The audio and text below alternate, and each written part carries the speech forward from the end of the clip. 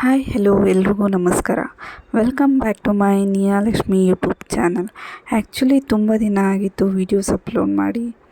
ಅದಕ್ಕೆ ಈಗ ಒಂದು ಸಿಂಪಲ್ ಆಗಿರೋ ಫಿಶ್ ಸಾಂಬಾರು ಮಾಡೋದು ಹೇಗೆ ಅಂತ ನೋಡೋಣ. ನಾನು ಫಿಶ್ ಸಾಂಬಾರು ಮಾಡೋಕ್ಕೆ ಪಾಂಪ್ಲೆಟ್ ಫಿಶ್ ತೊಗೊಂಡಿದ್ದೀನಿ. 2 ಈರುಳ್ಳಿ, 1 ಕಪ್ ತೆಂಗಿನಕಾಯಿ, 1 ಟೊಮ್ಯಾಟೊ, ಹುಣಸೆಹಣ್ಣು ಸ್ವಲ್ಪ, ಚಕ್ಕೆ, ಲವಂಗ, ಶುಂಠಿ, ಬೆಳ್ಳುಳ್ಳಿ ಎಲ್ಲ ತಗೊಂಡು ರೆಡಿ ಮಾಡಿ ಇಟ್ಕೊಂಡಿದ್ದೀನಿ. ನಾನು ಫಿಶ್ನ ಚೆನ್ನಾಗಿ ವಾಶ್ ಮಾಡಿ ಸ್ವಲ್ಪ ಸಾಲ್ಟ್ ಹಾಕಿ ಇಟ್ಟಿದ್ದೀನಿ.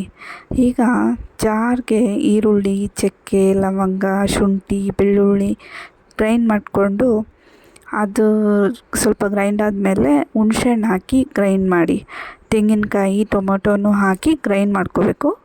ಅದು ಸ್ವಲ್ಪ ಗ್ರೈಂಡ್ ಆದಮೇಲೆ ಮನೇಲೇ ಮಾಡಿಟ್ಕೊಂಡಿರೋ ಸಾಂಬಾರು ಪೌಡರ್ನ 3 ಟೇಬಲ್ ಸ್ಪೂನ್ ಹಾಕಿದ್ದೀನಿ. ಸ್ವಲ್ಪ ಕೊತ್ತಂಬರಿ ಸೊಪ್ಪು ಹಾಕಿ ಪುನಃ ಗ್ರೈಂಡ್ ಮಾಡಿಕೊಂಡು ಸ್ವಲ್ಪ ನೈಸಾಗಿ ಗ್ರೈಂಡ್ ಮಾಡಿಕೊಂಡು ರೆಡಿ ಮಾಡಿ ಇಟ್ಕೊಳ್ಳಿ. ಈಗ ಫಿಶ್ ಸಾಂಬಾರು ಮಸಾಲ ರೆಡಿಯಾಗಿದೆ. ಸ್ಟವ್ ಮೇಲೆ ಪಾತ್ರೆ ಇಟ್ಟು ಸ್ವಲ್ಪ ಆಯಿಲ್ ಹಾಕಿ ಕಾದ ಮೇಲೆ ಈರುಳ್ಳಿ ಹಾಕಿ ಫ್ರೈ ಮಾಡ್ಕೊಳ್ಳಿ. ಈರುಳ್ಳಿ ಸ್ವಲ್ಪ ಫ್ರೈ ಆದಮೇಲೆ ಗೋಲ್ಡನ್ ಕಲರ್ ಬಂದಮೇಲೆ ಗ್ರೈಂಡ್ ಮಾಡ್ಕೊಂಡಿರೋ ಮಸಾಲೆನ ಹಾಕಿ ನೀರು ಹಾಕಿ ಸ್ವಲ್ಪ ನಮಗೆ ಎಷ್ಟು ತೆಳು ಬೇಕೋ ಅಷ್ಟು ತೆಳು ಅದಕ್ಕೆ ನೀರು ಹಾಕಿ ಅದನ್ನು ಕುದಿಯೋಕ್ಕೆ ಬಿಡಬೇಕು. ಮಸಾಲೆ ಚೆನ್ನಾಗಿ ಕುದಿಬೇಕು. ಅದು ಚೆನ್ನಾಗಿ ಕುದ್ದ ಮೇಲೆ ಫಿಶ್ ನಾವು ಸಾಲ್ಟ್ ಹಾಕಿ ಏನು ತೆಗೆದಿಟ್ಕೊಂಡಿರ್ತೀವಿ ಅದನ್ನು ಒಂದೊಂದೇ ಹಾಕ್ತಾ ಹೋಗಬೇಕು.